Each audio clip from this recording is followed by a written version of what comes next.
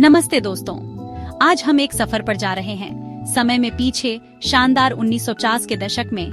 एक ऐसा दौर जब ग्लैमर का राज था।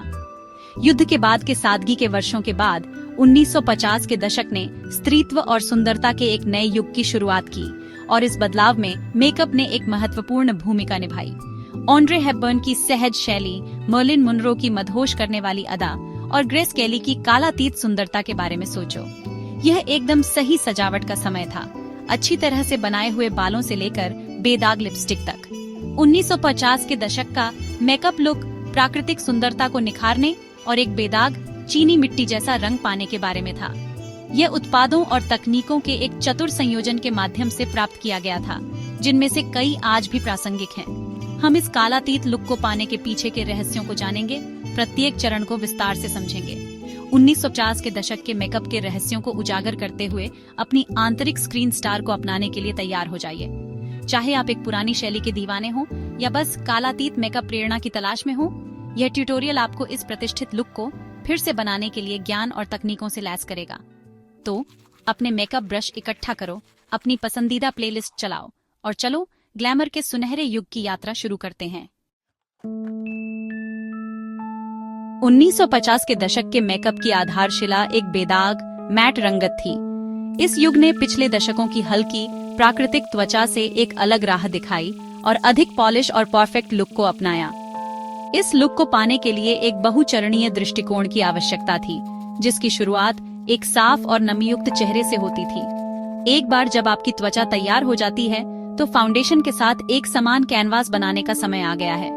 एक पूर्ण कवरेज फाउंडेशन चुनें जो आपकी त्वचा की टोन से पूरी तरह मेल खाता हो।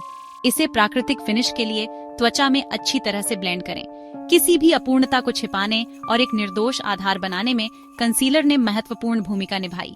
इसे आंखों के नीचे काले घेरों को छिपाने के लिए उदारता पूर्वक लगाया जाता था और एक समान त्वचा टोन बनाने के लिए किसी भी दोष पर बेस को सेट करने और लंबे समय तक चलने वाले मैट फिनिश को सुनिश्चित करने के लिए पाउडर आवश्यक था।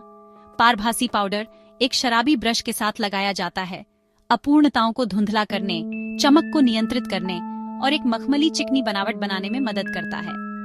लक्ष्य चीनी मिट्टी के बर्तन जैसा रंग पाना था और पाउडर ने इस प्रभाव को प्राप्त करने में महत्वपूर्ण भूमिका निभाई। एक निर्दोष आधार के साथ आपने अपनी बाकी 1950 के दशक की मेकअप कृति के लिए एकदम सही कैनवास तैयार कर लिया है। कोई भी 1950 का दशक का मेकअप लुक प्रतिष्ठित विंग्ड आईलाइनर के बिना पूरा नहीं होगा। एक ऐसा लुक जो आज भी मोहित और प्रेरित करता है। यह नाटकीय लेकिन सुरुचिपूर्ण आंखों का लुक युग के सिग्नेचर आकर्षक निगाहों को परिभाषित करने में महत्वपूर्ण था।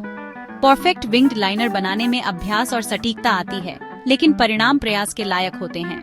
क्लासिक परिभाषित लुक के लिए ब्लैक लिक्विड या जेल आईलाइनर चुनकर शुरुआत करें। अपनी ऊपरी पलक की रेखा के अंदरूनी कोने से शुरू करते हुए एक पतली रेखा खींचें जो धीरे धीरे मोटी हो जाती है, क्योंकि यह बाहर की ओर फैली हुई है। कुंजी एक चिकनी समान रेखा बनाना है जो बाहरी कोने पर ऊपर की ओर फ्लिक करती है, जो एक लंबी बादाम के आकार की आंख का भ्रम पैदा करती है। मस्कारा 1950 के दशक के आई लुक का एक और अनिवार्य तत्व था, जिसका उपयोग वॉल्यूम और ड्रामा बनाने के लिए किया जाता था।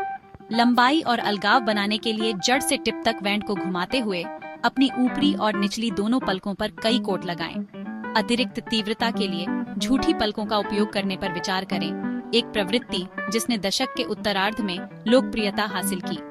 याद रखें, जब विंग्ड लाइनर की बात आती है तो अभ्यास ही इसे सही बनाता है, इसलिए अगर इसे ठीक करने में कुछ प्रयास लगते हैं तो निराश न हो। एक बेदाग बेस और मनमोहक आंखों के साथ अब अंतिम रूप देने का समय आ गया है, जो आपके 1950 के दशक के परिवर्तन को पूरा करेगा।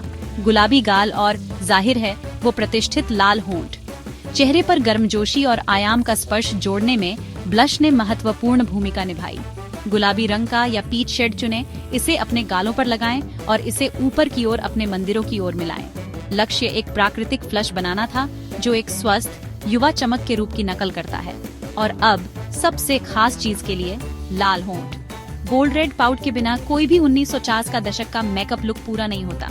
एक क्लासिक लाल लिपस्टिक चुनें जो आपकी त्वचा की टोन के पूरक हो, चाहे वह एक चमकदार नारंगी लाल हो एक ठंडा टोन्ड नीला लाल हो या एक क्लासिक क्रिम्सन। सटीक अनुप्रयोग के लिए अपने होठों को परिभाषित करने के लिए एक लिप लाइनर का उपयोग करें। अपनी प्राकृतिक होंठ रेखा का पालन करें। फिर अपनी लिपस्टिक सावधानी से लगाएं, अपने होठों के केंद्र से शुरू होकर और बाहर की ओर सम्मिश्रण। किसी भी अतिरिक्त को दूर करने के लिए एक टिश्यू से ब्लॉट करें और लंबे समय तक चलने वाला फिनिश सुनिश्चित करें।